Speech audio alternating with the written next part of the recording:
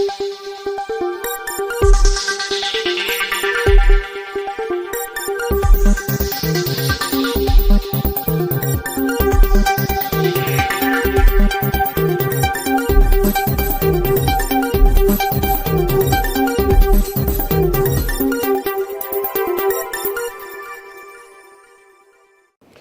నా హృదయపూర్వక నమస్కారాలు. జనసేన మద్దతుదారులకి, జనసేన వీర మహిళలకి, జన సైనికులకి, ఆంధ్రప్రదేశ్ ప్రజలకి, ప్రతి వర్గాలకి అందరికీ పేరు పేరున నా హృదయపూర్వక నమస్కారాలు. ఈ ఎన్నికలు ఈ మే 13న చాలా కీలకమైన ఘట్టం చేరుకోబోతుంది. మన భవిష్యత్తుని మనం నిర్దేశించుకునే సమయం.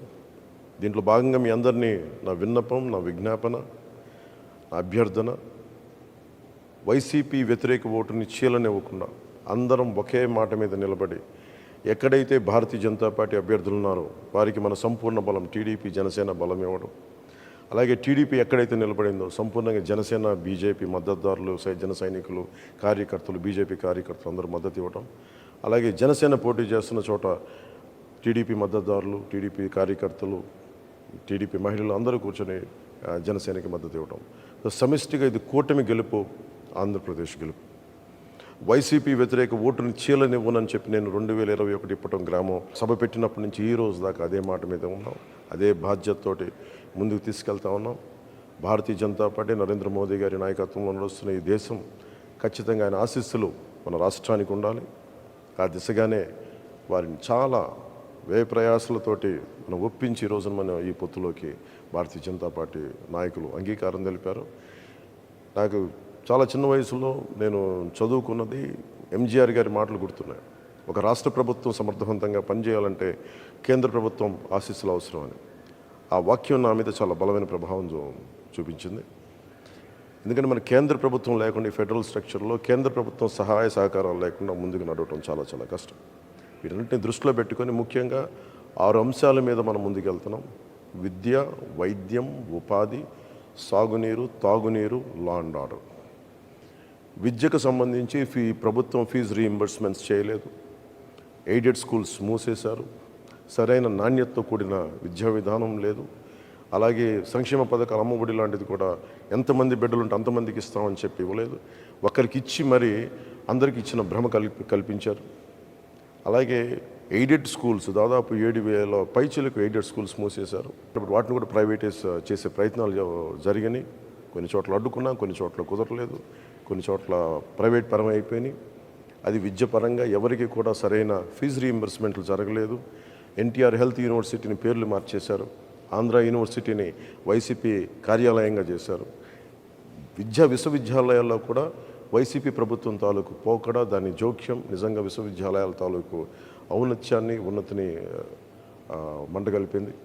ఇవన్నీ మార్చుకోవడం, భవిష్యత్తులో నాణ్యమైన విద్య, విశ్వవిద్యాలయాల తాలూకు దాని తాలూకు సమగ్రత కాపాడుకునేలాగా ఉంటాము. అలాగే మనకి వైద్యానికి సంబంధించి మనం ప్రతి కుటుంబానికి 25 లక్షల రూపాయలు మనం హెల్త్ ఇన్సూరెన్స్ ఇస్తూ ఉన్నాం కూటమి ప్రభుత్వం తరపు నుంచి. అలాగే primary health care, secondary health care, tertiary health care అన్ని గవర్నమెంట్ హాస్పిటల్స్ని చాలా బలోపేతం చేస్తాం. అది కూటమి ప్రభుత్వం తీసుకున్న నిర్ణయం.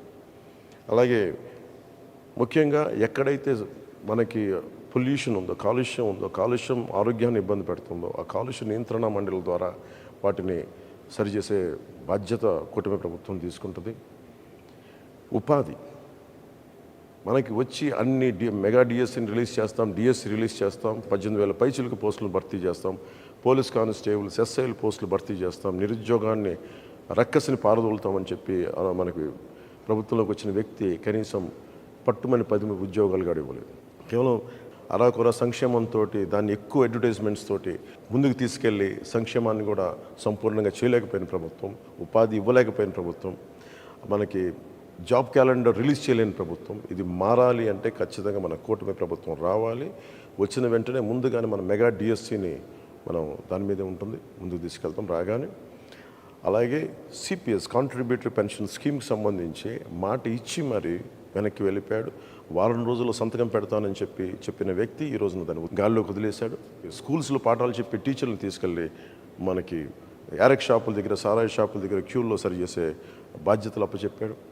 ఇది వారిని మన గురు బ్రహ్మ, గురు విష్ణు, గురు దేవ మహేశ్వర అని చెప్పి మనం గురువుని ప్రార్థించుకునే పరిస్థితుల్లో తీసుకొచ్చి మద్యం షాపుల దగ్గర పనిచేసే విధంగా ఈ ప్రభుత్వం గురువులను అవమానం చేసింది. ఉద్యోగులకి సిపిఎస్ ఇవ్వలేదు. వీటన్నిటిని దృష్టిలో పెట్టుకొని నేను గురువులకి గౌరవం ఇచ్చేలాగా, వారికి వేతనం సకాలంలో అందేలాగా, అలాగే సిపిఎస్, నేను ఉమ్మడి ఆంధ్రప్రదేశ్ మాజీ ప్రభుత్వ ఉద్యోగ కొడుగ్గా నాకు కష్ట నష్టాలు తెలుసు. ఈ రోజుకి మా అమ్మకి మా నాన్నగారి పెన్షన్ అందుతూ ఉంటుంది. దానికి తాలూకు ఆ కష్టం తెలుసు నాకు. అలాంటిది కంట్రిబ్యూటరీ పెన్షన్ స్కీమ్ పదవి విరమణ చేసిన ఉద్యోగులందరికీ కూడా సంవత్సరం లోపు నేను మీకు మాటిస్తున్నాను. సంవత్సరం లోపు దీనికి పరిష్కారాన్ని కనుక్కొని మీ పదవీ విరమణ మీకు భయపెట్టేది కాదు, మీకు భరోసా ఇచ్చేదిలాగా ఉంటుందని చెప్పి మనస్ఫూర్తిగా నేను మీకు పదవి విరమణ చేయబోతున్న ఉద్యోగులందరికీ నేను తెలియజేసుకుంటా ఉన్నాను.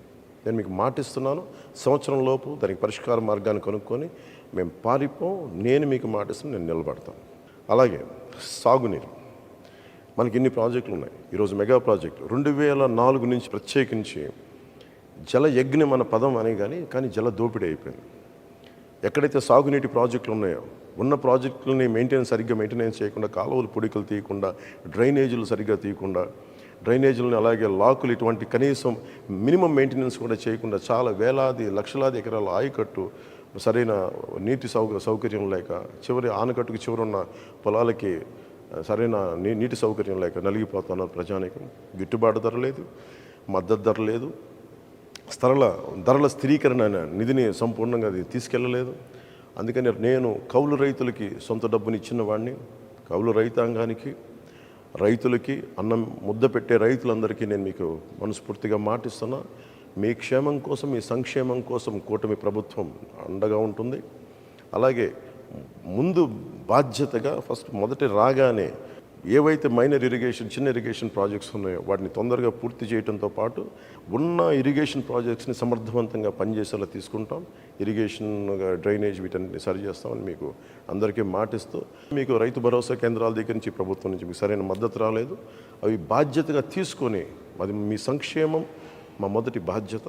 దానికోసం మేము వెన్నంటే ఉంటాం. మీ కష్ట నష్టాలకి కూర్చొని వీళ్ళలాగా మీ కష్టాలు వస్తే వర్షం పడితే రైతుల్లో మొలకలు రాక ఏమొస్తుందని చెప్పి దిగజారుడే మాటలు అలాంటి ప్రభుత్వాలు కాకుండా బాధ్యతగా మీరు ఒక మాట మాట్లాడితే చేతులు కట్టుకొని మీ దగ్గరికి వచ్చి మేము మీ సమస్యలను తెలుసుకొని మేము మీకు అండగా ఉంటాం. అలాంటి ప్రభుత్వం రాబోతుంది కూటమి ప్రభుత్వం. తెలియజేసుకుంటూ రైతన్నలకు తెలియజేసుకుంటూ ముఖ్యంగా మనకి తాగునీరు ఏ మూలకెళ్ళినా, ఏ నియోజకవర్గానికి వెళ్ళినా మినిమం కనీసం ప్రాథమిక హక్కు అది, మంచి నీరు రావటం అనేది.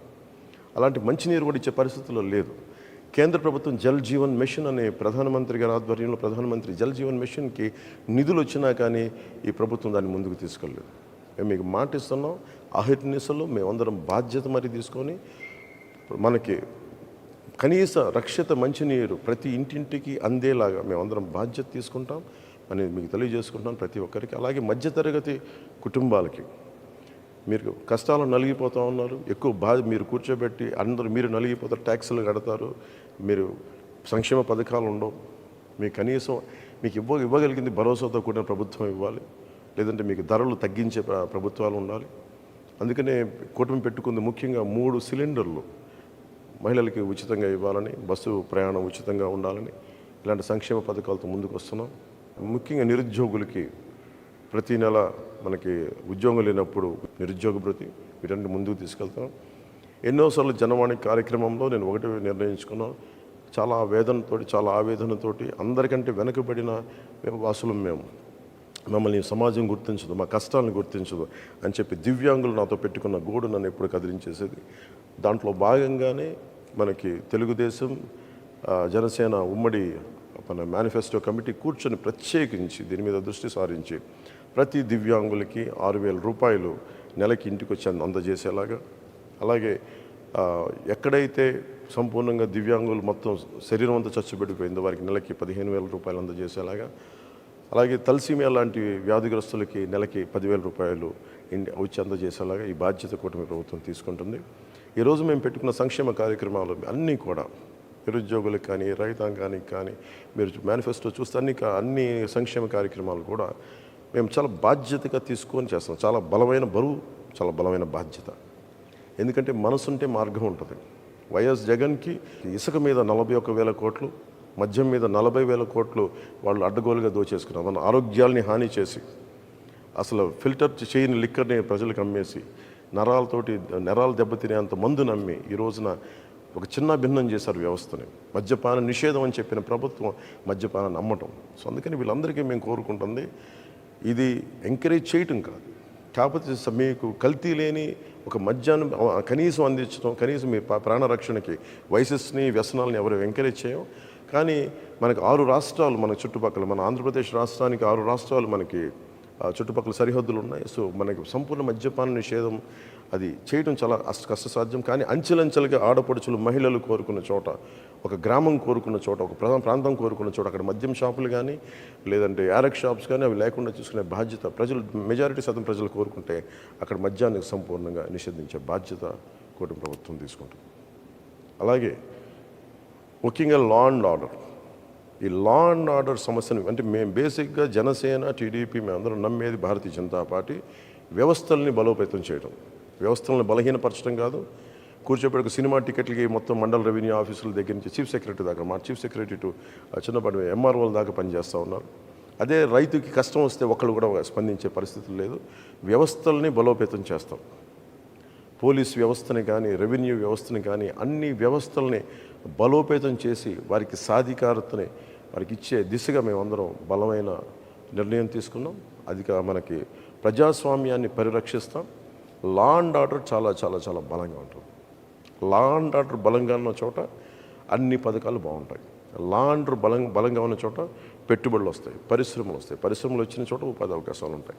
వీటన్నిటిని దృష్టిలో పెట్టుకొని మీ అందరికీ పేరున ప్రతి ఒక్కరికి 2 చేతులెత్తి అభ్యర్థిస్తున్నాను, ఆర్థిస్తున్నాను. వైసీపీ వ్యతిరేక ఓటు చీలకుండా భారతీయ జనతా పార్టీ పోటీ చేస్తున్న చోట, తెలుగుదేశం పోటీ చేస్తున్న చోట మీరు సంపూర్ణంగా జన సైనికులు, జనసేన వీర మహిళలు, జనసేన మద్దతుదారులు. ఎట్టి పరిస్థితుల్లో వైసీపీ నాయకులు రకరకాల మాటలు మాట్లాడుతూ ఉంటారు. మేము గెలిచి మేము జనసేనలోకి వెళ్ళిపోతాం, ఇలాంటి అబద్ధాలను మీరు నమ్మకుండా సంపూర్ణంగా కూటమి అభ్యర్థులకే జనసేన ఓటు సంపూర్ణంగా వారికి మీరు వేయాలని మనస్ఫూర్తిగా కోరుకుంటూ, అలాగే టీడీపీ మద్దతుదారులకి, టీడీపీ నాయకులకి, టీడీపీ కార్యకర్తలకి, భారతీయ జనతా పార్టీ కార్యకర్తలకి, భారతీయ జనతా పార్టీ మద్దతుదారులకి మనందరం ఈసారి మనస్ఫూర్తిగా అందరం ఒకసారి కలిసి ఒకటే చోట, ఒకటే అడుగుతోటి, ఒకటే భావంతో ఆంధ్రప్రదేశ్ని సంరక్షించుకుందాం. నరేంద్ర మోదీ గారి నాయకత్వంలో వికసిత్ భారత్లో అంతర్భాగం వికసిత్ ఆంధ్రప్రదేశ్ కూడా మనందరం కలిసికట్టుగా మనం ముందుకేసి ఓటేసి కూటమిని గెలిపించుకోవాలి. కూటమిని గెలిపించుకోవడం మన బాధ్యత. ఇది మన భవిష్యత్తుకి చాలా భరోసా ఇచ్చే ప్రభుత్వం. ఇది మీ అందరికీ తెలియజేసుకుంటూ, ప్రతి ఒక్కరికి పేరున ధన్యవాదాలు తెలియజేసుకుంటూ సెలవు తీసుకున్నాను. జై జనసేన, జై టీడీపీ, జై బీజేపీ, జై హింద్.